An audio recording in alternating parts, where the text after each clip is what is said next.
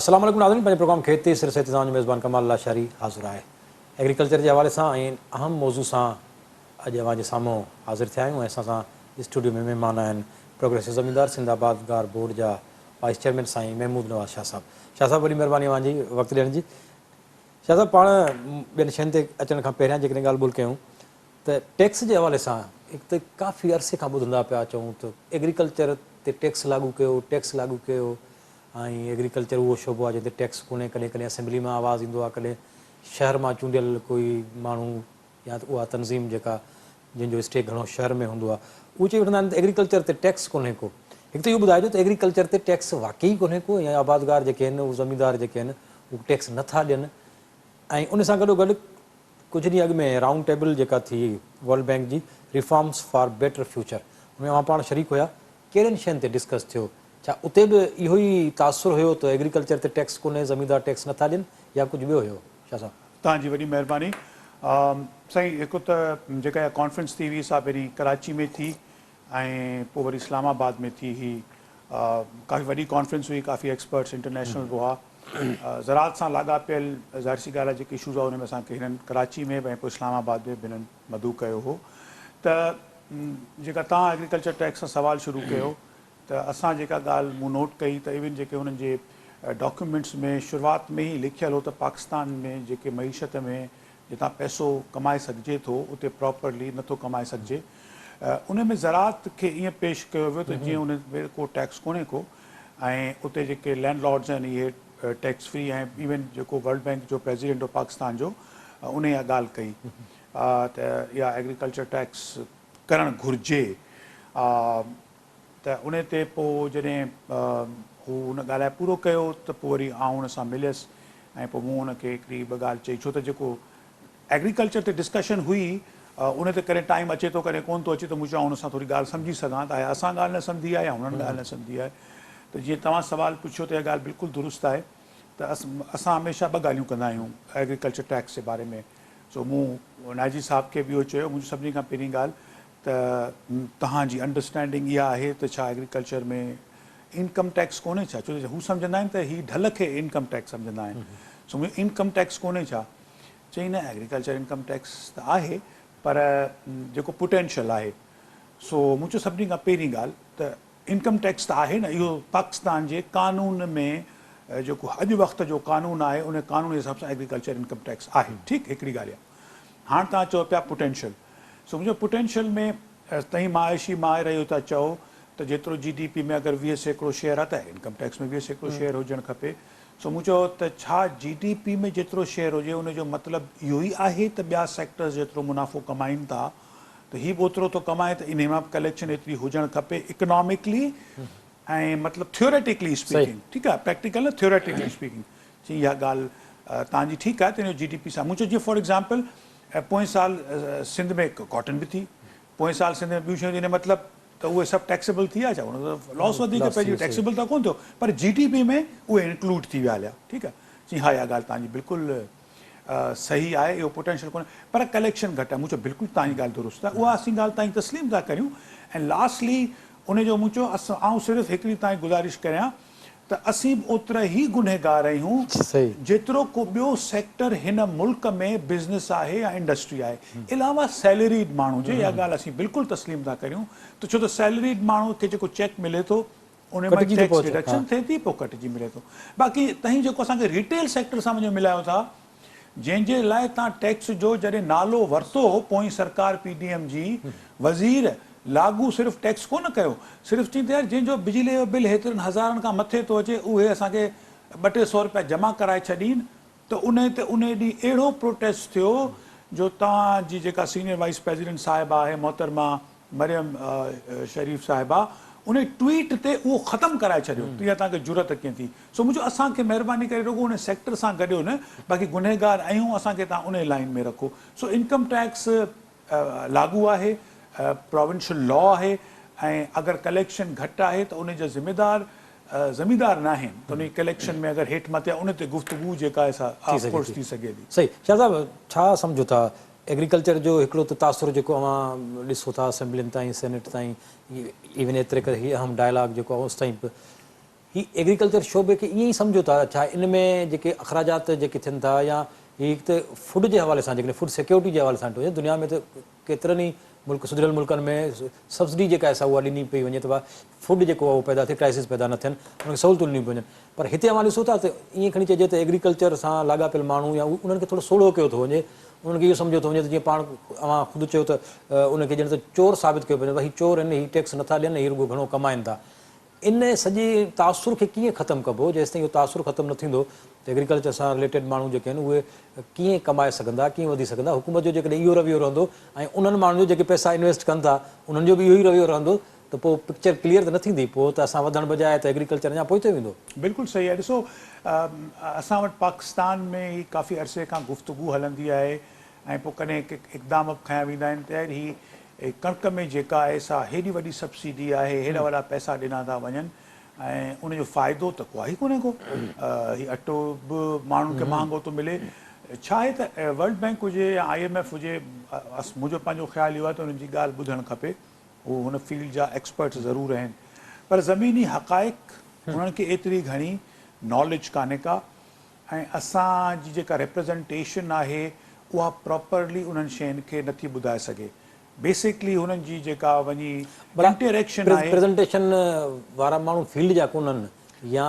को अञा ॿियो इशू आहे ॾिसो न हुननि जी जेका इंटरेक्शन आहे हुकूमत सां हुकूमत में तव्हांजा या सियासतदान आहिनि या तव्हांजा ब्यूरोक्रेट्स आहिनि अनफॉर्चुनेटली ॿई डिफेंसिव थियो था वञनि जॾहिं कणिक जे बारे में ॻाल्हि अची थी चवंदा हीअ ॻाल्हि पक जेके आहिनि से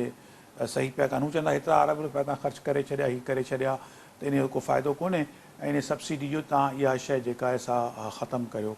ऐं हुननि चयो त तव्हां इहो मिसाल ॾिनऊं कॉन्फ्रेंस में त चांवरनि में तव्हां ॾिसो सब्सिडी कान्हे त ॾिसो पाकिस्तान जे चांवरनि जी प्रोडक्शन ऐं उते को बि इशू कोन्हे मूं हुनजे जवाब में उन्हनि खे चयो मूं चयो साईं सभिनी खां पहिरीं ॻाल्हि त चांवर ऐं कणिक कंपेरेबल इन करे न आहिनि छो त कणिक जी कंज़म्पशन पाकिस्तान जी 30 मिलियन टन्स आहे ठीकु आहे चांवर तव्हां वटि सरप्लसेबल आहे सरप्लस एतिरो जो पाकिस्तान जी पोयां 70 साल जी हिस्ट्री में इवन क्राइसिस जे सालनि में तव्हां चांवर एक्सपोर्ट कयो आहे अगरि उनजी कंज़म्पशन एतिरी थी वञे त तव्हांखे उन में साॻिया मसइला अचनि हिकिड़ी ॻाल्हि ऐं सेकेंड ॻाल्हि इहा आहे त अॼु बि बैन अल-अक़वामी बाज़ार खां घटि अॼु बि बैन अल-अक़वामी जेका बाज़ार आहे कणिक जी हुजे या खंड जी हुजे उहे ॿिन्ही में क़ीमतूं तव्हांजूं जेके डोमेस्टिक बाज़ारुनि में इन होर्डिंग जे हूंदे खां पोइ बि बैन अल-अक़वामी बाज़ार खां थोरो न काफ़ी घणियूं घटि आहिनि मसलन हुननि कंहिं ॿुधायो त जेका कणिक हींअर आई आहे पाण वटि उहा का 120 मुंहिंजी उहा कणिक जेका तव्हां वटि पहुचे पई हींअर उनजी पोर्ट ते लैंडेड कॉस्ट 210 रुपया 205 210 रुपया उनजी लैंडेड कॉस्ट आहे सो अॼु बि तव्हां वटि जेका इहे शयूं मौजूदु आहिनि इहा इन स्मगलिंग इनएफिशिएंसीज़ जेके ज़मींदार सां जिन जो को लाॻापियल शइ कान्हे असीं सिर्फ़ु हिकिड़ी ॻाल्हि पिया करियूं फ़ैसिलो त तव्हांखे करिणो आहे या जेके फ़ैसिले करण वारा माण्हू आहिनि पर असीं चऊं पिया त असां का सब्सिडी ॻाल्हि कोन्ह पिया करियूं असीं चऊं पिया त जेका कॉस्ट ऑफ प्रोडक्शन आहे उन सां लाॻापियल शइ ऐं उहा तव्हां जेको रिटर्न तव्हां ज़मींदार खे हारीअ खे मज़ूर खे न ॾींदव त इहा शइ हरे हरे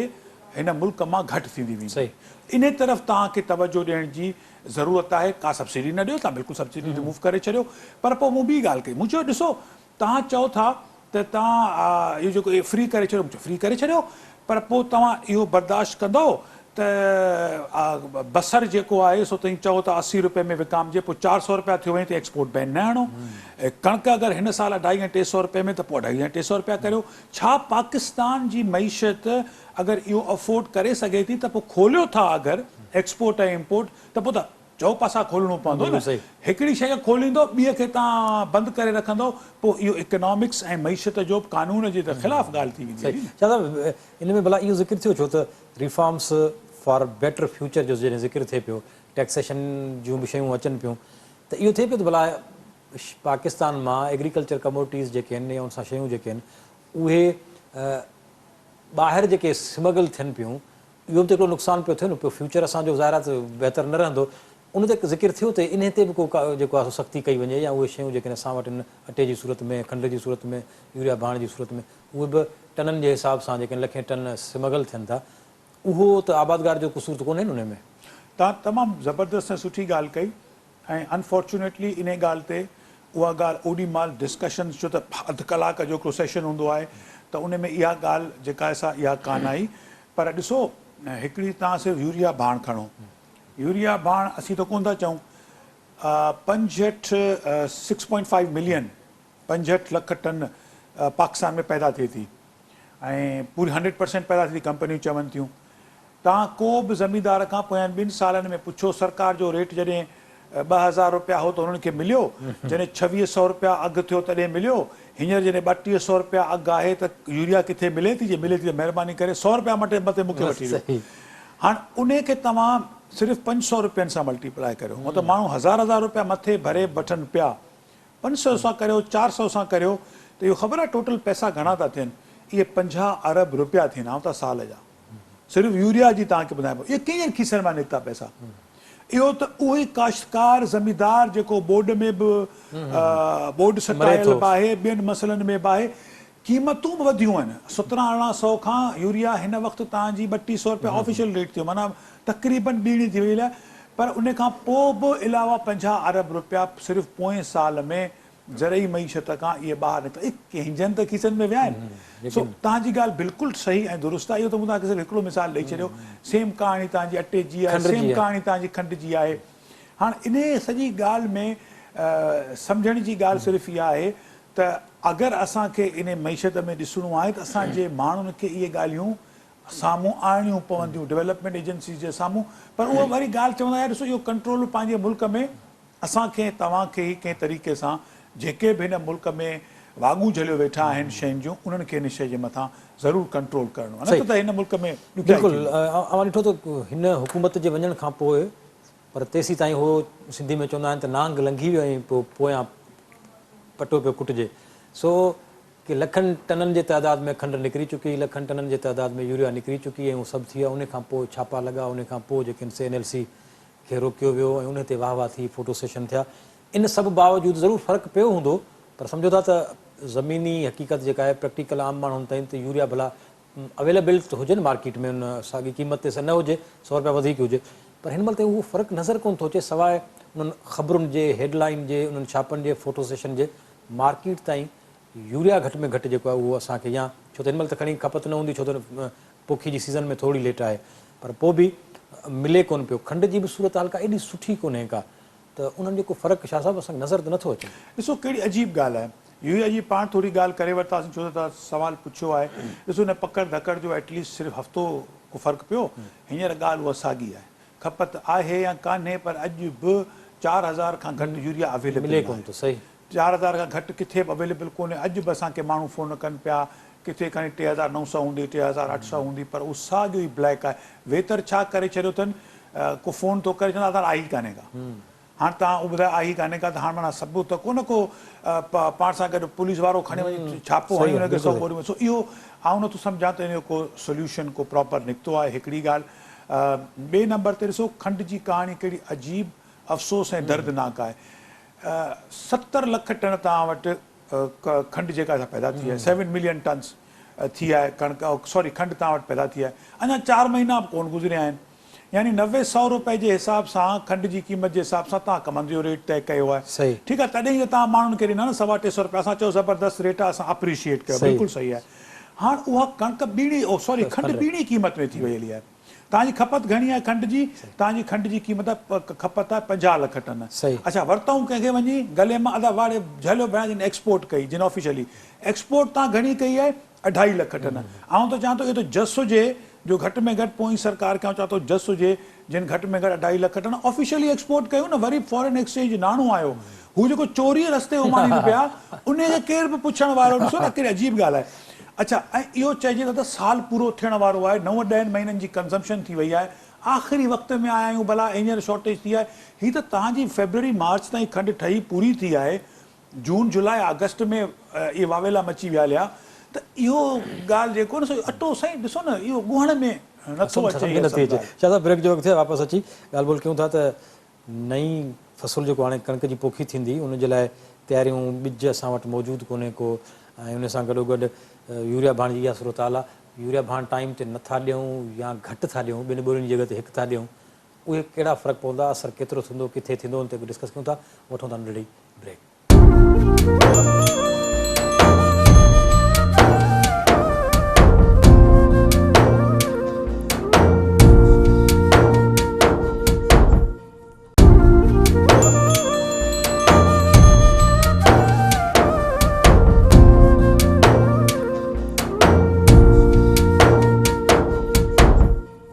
भलीकार नाज़रीन ॻाल्हि ॿोल जो सिलसिलो जारी रखूं था। अच्छा साहब, बिल्कुलु ॻाल्हि सम्झ में कोन पई अचे, जेका शइ जंहिंसां नाणो कमाए उन ते फछरी हले पई, पर जेका उन खां पंजूण ते जेकॾहिं कंहिं ॿिए रस्ते सां हली वई त उन ते को बहस ई असां वटि कोन्हे को। ऐं असां वटि ईअं बि थियो आहे त असां वटि चवंदा आहियूं असां वटि जेका ज़रूरत आहे उन मुताबिक़ खंडु या अटो उहो पूरो आहे, पर 3 महीननि खां पोइ वरी असांजा टेंडर जेके आहिनि उहे थींदा पिया त हाणे असांखे ख़बर कोन पई ऐं हाणे असां वटि स्टॉक एतिरो कोन्हे को, सो मुल्क में बहिरान थींदो, हाणे वरी ॿाहिरियां पिया था घुरायूं।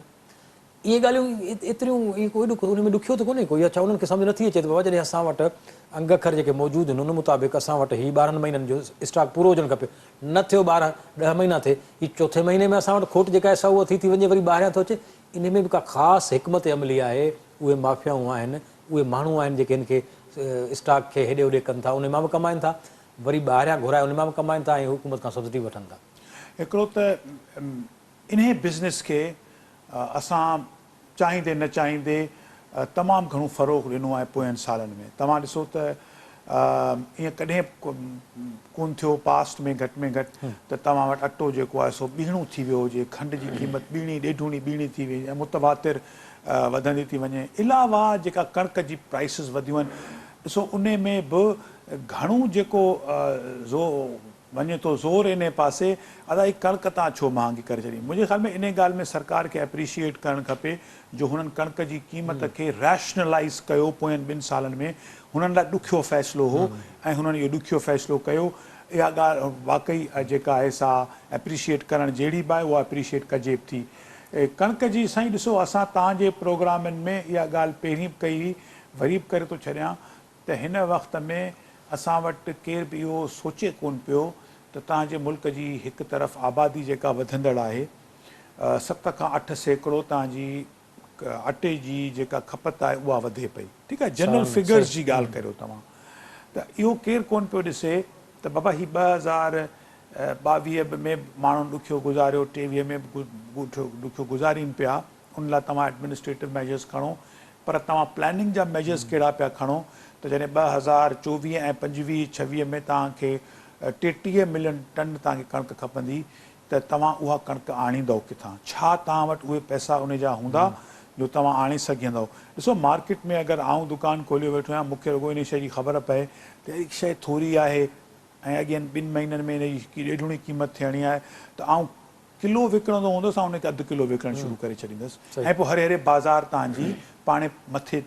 वञणु शुरू थी वेंदी। सेम शइ मुंहिंजे ख़्याल में कणिक सां थिए पई। कणिक हिन वक़्तु पाकिस्तान जो फूड सिक्योरिटी जो वॾो चैलेंज आहे। 125 किलो असीं पर माण्हू पर साल खाऊं था। मुंहिंजे ख़्याल में दुनिया में 70-75 आहे किलो पर माण्हू जे हिसाब सां। हिकु पासे इहो चैलेंज आहे, ॿिए पासे वधंदड़ आबादी असां वटि वॾो चैलेंज आहे। टे पासे असां वटि जेको ॿिज आहे असांजो कणिक जो, उहो पंहिंजी सलाहियत हरे हरे उन में घटि थी वई आहे। ऐं जेसिताईं असां वटि नवां ॿिज नथा अचनि, जेके मौसमी हालात में तब्दीलियूं अचनि पियूं, उन्हनि खे मुंहुं ॾियण वारा सूरत हाल जेका आहे सा न ईंदी त असां वटि कणिक जो इन खां वॾो बहिरान अची सघे थो। ख़ुदा करे न अचे, पर पोएं साल बि मौसम सुठी हुई, जंहिंजे करे अलाह संग असांजे मथां वॾो करम कयो जो असां 26-27 मिलियन टन ॿिज जो ज़िक्र कयो आहे। यकीननि जेकॾहिं ॿिज असां वटि सुठा अचनि बि था त छा उहे पाण वटि सिंध जी उन आबहवा, उन ज़मीन खे नज़र में रखी उन जे हवाले सां असांखे त का नज़र कोन पई अचे त सिंध में का उहा तहक़ीक़ थींदी। जो हिकु त मुल्क जी तहक़ीक़ ते बि ख़ुदि सवाल आहिनि, पर जेकॾहिं सिंध जी तहक़ीक़ ते अचो त उन ते वरी टीणा सवाल आहिनि। त इहो जेकॾहिं ॿिज असां वटि ईंदो बि सही त उहो कंहिं ॿिए सूबे जो ईंदो, कंहिं ॿिए ईंदो, उहो असां वटि उतन जी जेका प्रोडक्शन केतिरी थींदी, हिकु सवाल जेको आहे इहो आहे। कहिड़ा मेयर्स हुकूमत खे करणु खपनि जो असां कणिक में असांजो मुल्क जेको आहे उहो पाण भरो थिए, असांखे ॿाहिरियां ज़रूरत न पए? ॾिसो, तव्हां ॾिसो सिर्फ़ु ॿिज केतिरो डिफरेंस पाकिस्तान जी मईशत में आणे सघे थो। उन सीट ते कॉन्फ्रेंस हुई, एग्रीकल्चर यूनिवर्सिटी कराची में कराई, फैसलाबाद मां माण्हू आयो आहे, त मूं चयो कणिक हिकिड़ी अहिड़ी आहे जंहिंमें सिंध में वाक़ई कुझु बहितरी थी। छो त असां TG83 वरी TT1 जेको कणिक जो ॿिज हो, उन मुंहिंजे ख़्याल में पाकिस्तान में कराची खां वठी पिशावर ताईं जिते प्रोडक्शन हुई TD1 पखेड़िजी वई। हिकिड़ी ॻाल्हि ॿी ॻाल्हि तव्हांजी प्रोडक्शन जेका 21-22 मिलियन टन्स ते हुई उहा 27 मिलियन टन्स ते पहुची वई छो त ॿिज हिकिड़ो तव्हां वटि सुठे क़िस्म जो आयो माण्हुनि जी जेका एवरेज यील्ड्स हुयूं से वाक़ई बहितर आहियूं पर ॿिज जी प्रोडक्शन तव्हां दुनिया सॼी में ॾिसंदव त उहो हिकिड़ो कंटिन्यूअस प्रोसेस हूंदो आहे हिकिड़ो तव्हां ॿिज इस्तेमालु पिया करियो ॿिए जे पोयां रिसर्च पई हले टिया तव्हां आइडेंटिफाई पिया करियो हिन वक़्तु अमेरिका में जिते फास्टेस्ट थ्रू बायोटेक्नोलॉजी हू आणीनि था त उते जो जेको ॿिज जो कंसीव करणु सोचणु रिसर्च शुरू करणु ऐं उहो ॿिज पहुचाए सघण में आइडेंटिफाई करण में तक़रीबन 12 खां 15 साल लॻनि था हाणे तव्हां सोचो त एतिरो वॾो टाइम आहे असां अनफॉर्चुनेटली हींअर जेको SIFC में जेके असां आर्म फोर्सिस बि इन्वॉल्व हुयूं असां हुननि खे बि गोश गुज़ार करायो त ॿिजनि जो इको सिस्टम तव्हां वटि डेवलप करिणो पवंदो अॼु अगरि अमेरिका में $4 अरब जी एग्रीकल्चर जी रिसर्च सिर्फ़ु 4 मेजर प्राइवेट कंपनियूं कनि थियूं इहो केरु चवे ई कोन थो पुछे ई कोन थो त यार अमेरिका जी हुकूमत केतिरो थी रिसर्च ते ख़र्च करे यानी प्राइवेट सेक्टर एतिरो ख़र्च करे थो अनफॉर्चुनेटली तव्हां पाण वटि इको सिस्टम अहिड़ो ठाहियो ई कोन्हे जो तव्हां वटि माण्हू रिसर्च करे सघनि बायोटेक्नोलॉजी में जेके ॿिज अचणा आहिनि ऐं उन्हनि जी तरफ़ तव्हां का सोच कान कई उनखे तव्हां रोके रखियो आहे बंदि करे रखियो आहे त इन सां तव्हांजी ॿिज जो जेको डेवलप थियण जो पासो आहे सो निहायती कमज़ोर ऐं वञी हाणे रिसर्च जे इदारनि ताईं रहिजी वियो आहे उहो साॻियो ई रोअणु आहे त यार जेको बि रिसर्च में उन्हनि खां पुछंदो पैसा कोन अची वेंदो जेतिरा पैसा तव्हांखे अगरि मिलनि था घटि कमु करियो पर कुझु त कमु करियो न तंहिं महिल इहो चओ त यार असां कमु ॿियनि ते कमु कोन था करियूं पैसा कोन आहिनि ग़रीब मुल्क भला कणिक ते कमु था करियूं फुटियुनि ते कमु था करियूं की हिकिड़ी शइ ते कमु करे भला ॿिज आणियो न त उहा असां वटि अनफॉर्चुनेटली शइ कान्हे हाणे TD1 खां पोइ अॼुकल्ह तव्हां ख़बर आहे त इहे ॿिज सभु जे तव्हां ज़िक्र कयो त इहे ॿिज अचनि पिया पंजाब मां जेके बि थोरो घणो पोटेंशियल हींअर ॾिसे पियो सो अनफॉर्चुनेटली अचे ॿिज पंजाब मां पियो ऐं असां वटि हाणे उहा पाइपलाइन जेका आहे सा हरे हरे ख़ाली थींदी थी वञे जेको असांजी स्ट्रेंथ हुई कणिक ॿिए पासे ॿिज हो आहे ई कोन्हे को असांजो शादाब ज़िक्र कयोसीं पाण भाण जो भाण वक़्त ते नथा ॾेई सघूं पाण महांगे थियण जे करे हिकिड़ो जेको माण्हू खीसे मां ख़र्चु करे थो या उधर ते ई खणे थो जेकॾहिं उहो 10 ॿोरियूं खणे थो त हुनखे 5 मिलनि थियूं ऐं उहो अधु जेको आहे सो ॾेई सघे थो भाण मिसाल घुर्ज जेका आहे उनखे फ़सुल खे आहे हिकु त भाण जी क़ीमतुनि अनलब थियणु ऐं इन्हनि सभ जे करे जेकॾहिं वक़्त ते नथा ॾियूं ऐं घटि था ॾियूं प्रोडक्शन ते केतिरो फ़र्क़ु पवंदो गॾोगॾु प्योर सीड बि जेकॾहिं असां वटि ज़ाहिर मसइलो आहे ऐं असां प्योर सीड नथा करे सघूं अफोर्ड चंद करे था सघूं घणाई में उहा माण्हू जेके आहिनि नथा वठी सघनि उहो बि को आम ॿिज जेको आहे इस्तेमालु करे वठंदा त हाणे सीज़न वञे पई थी ॿिन्ही शयुनि सां प्रोडक्शन ते केतिरो फ़र्क़ु पवंदो साईं ज़ाहिर सी ॻाल्हि आहे तव्हां जेको चवनि था बैलेंस यूज़ ऑफ फर्टिलाइज़र हुजणु खपे हिकिड़ो न पर balance use of fertiliser balance use of fertiliser जो मतिलबु इहो आहे त असां वटि जेको कलर चऊं था पाण ऐं हिकिड़े क़िस्म जो कलर ॿिया इस्तेमालु करियूं त तव्हांखे हुन में फॉस्फोरस बि इस्तेमालु करणी आहे पोटाश बि इस्तेमालु करणी आहे सरकार हथ मथे खणी बीह रही आहे त बाबा इहो जेके में अचिणो आहे तव्हांखे अगरि पहिरीं तव्हां 3,500 रुपए में DAP वरिती पए त हाणे तव्हांखे 12,000 रुपए में तव्हांखे DAP वठणी आहे त अनफॉर्चुनेटली न सिर्फ़ु क्वांटिटी आहे पर प्रॉपर इस्तेमालु आहे बैलेंस फर्टिलाइज़र जो इहे शयूं त न सिर्फ़ु कणिक लाइ पर हर तव्हांजे फ़सुल लाइ हिकिड़ो प्राइमरी ऑब्जेक्टिव आहे तव्हांजी ॻाल्हि बिल्कुलु दुरुस्त आहे त इहे तव्हां वटि फाइनेंशियल रिसोर्सिस कोन्हनि शइ महांगी थी वई हली आहे वरी इहे ॿोॾूं विचा पांदा अचो थियूं वञनि त माण्हू जेके पंहिंजी परेशानी में चवनि था भला यार हाणे 2 बोरियूं न ॾियूं हिकिड़ी बोरी ॾेई छॾियूं त ज़ाहिर सी ॻाल्हि आहे इन पाकिस्तान जी मईशत ते ज़मींदार ते हारीअ ते असरु जेको आहे सो वरी पवणो असांजी अनफॉर्चुनेटली हुकूमत इहो न सम्झी सघी आहे हालांकि दुनिया में जेके इंडस्ट्री बारहा चई चुका आहियूं इंडस्ट्रियल कंट्रीज़ हुजनि हिंदुस्तान जहिड़ो मुल्क हुजे उहे इहो चवनि था त यार असीं जे इनपुट्स प्रॉपर करण जो माहौल न ठाहींदासीं उन में फाइनेंस बि आहे क्वालिटी बि आहे उनजो रेगुलेटरी रजीम बि आहे अवेलेबिलिटी बि आहे इहे 4-5 शयूं असीं पंहिंजे ज़मींदार खे हारीअ खे न करे ॾींदासीं त कीअं आबादी जेका आहे सा थी सघे थी सो इहे बेसिक शयूं जेके आहिनि से तव्हांखे इन तरफ़ बहस मुबाहिसो डिस्कोर्स जेका आहे सा तमामु घटि थी ॾिसण में अचे असीं फिर अगरि एग्रीकल्चर खे टैक्स लॻो अदा छो कोन लॻो वारे वाह वरी साईं लॻो बाबा सब्सिडी खाई आहे हीअ वरी वॾो ज़मींदार आहे वरी ज़ालिम ज़मींदार आहे इहे जेके इररेलेवेंट डिस्कशन्स बि करियो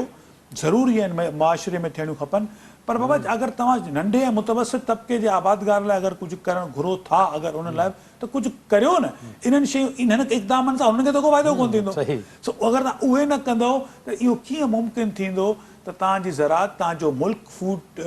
वाइज़ सिक्योर थी सघंदो मुमकिन न आहे पॉसिबल कोन्हे को वरी महिरबानी शाह साहब प्रोग्राम जो पुॼाणी ते पहुतो बिल्कुलु नाज़रीन ॻाल्हि जेका आहे उहा फ्री गिरी उते ई अचे पई त जेके वस वारा आहिनि जेके हिन ते डिस्कस थिए पई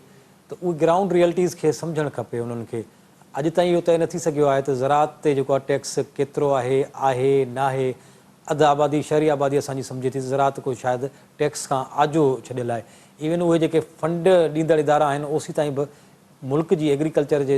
शोबे जे हवाले सां का सुठी जेका आहे उन्हनि ताईं शयूं न आहिनि त को एग्रीकल्चर जेको आहे उहो केतिरा माण्हू इंगेज करे थो मुल्क जी केॾी आबादी जेका आहे उहा एग्रीकल्चर सां सलाड़ियल आहे मुल्क जी केतिरी इंडस्ट्री खे जेको आहे रॉ मटीरियल उन मां मिले पियो ऐं इहा सॼी ख़ल्क जेका 70 सैकड़ो ॿारहाड़ी में वेठी आहे उहा एग्रीकल्चर सां लाॻापियल आहे पर उन तरफ़ जेकॾहिं ध्यानु इहो ई रहियो ऐं अहिड़े क़िस्म जो रवैयो रहियो त जेको आबादगार आहे जेको ज़मीनदार आहे उन खां ॾंडो ॾेई करे उहे शयूं वठणियूं बि केॾीमहिल मॉइस्चर जो बहानो केॾीमहिल कंहिं ॿी शइ जो बहानो करे सस्ते अघनि ते आहिनि वरी उहे सिमगल करे ॿीण ते कमाइणो आहे वरी उनखे खोट जो बहानो ॼाणाए वरी ॿाहिरियां टेंडर कराए घुराइणो उन ते कमाइणो आहे सो इहे अलॻि चकर जेकॾहिं ख़तमु न थींदा ऐं सिर्फ़ु नज़र हिकिड़ी सिर्फ़ु आबादगार ते ई हूंदी ज़मीनदार ते ई हूंदी त यकीनन ई मुल्क जेको आहे तरक़ी न करे सघंदो ज़रात जी तरक़ी सां ई मुल्क जी तरक़ी जेका आहे उहा मुमकिन आहे इन ते ई जेकॾहिं असांजा वस वारा सोचींदा त यकीनन ई मुल्क जेको आहे तरक़ी कंदो प्रोग्राम जो वक़्तु पुॼाणी ते पहुतो मेज़बान कमाल लाशारी खे ॾींदा इजाज़त अला भाई